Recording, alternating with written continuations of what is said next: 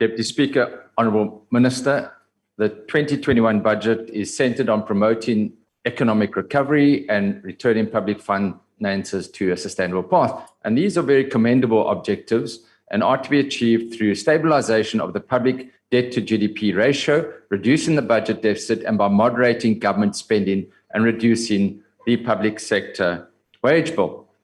Now, relative to the 2020 budget, main budget non-interest spending is to be reduced by 27.675 billion in the 21-22 budget, largely due to a wage freeze.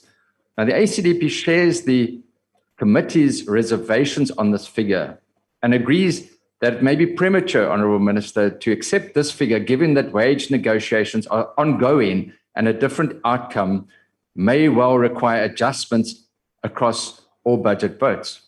However, we wish you well in your negotiations in this regard.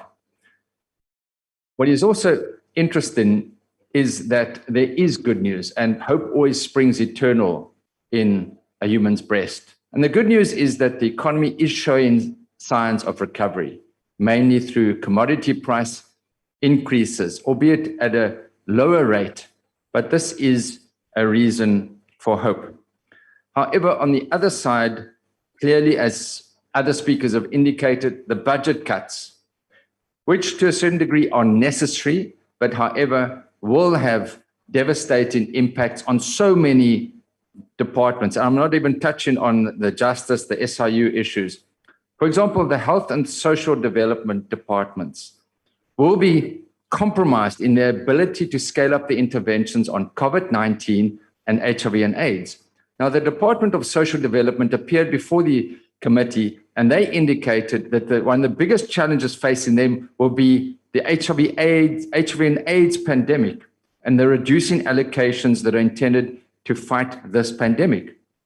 Minister, it's deeply concerning, and I would suggest that every day when we have the tragic death rates of COVID-19 on our TV screens, we should at the same time have the numbers of people that are dying of curable diseases, such as HIV, AIDS, tuberculosis, and other chronic diseases, which is more than 1,000 every single day.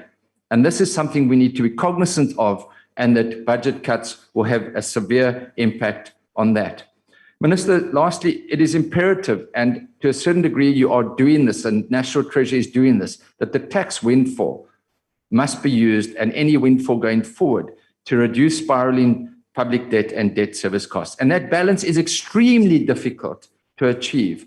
How to maintain service levels and how to maintain debt service. So from our perspective, we wish you everything on the best to be a good steward. Thank you so much. Keeping to time, an important perspective.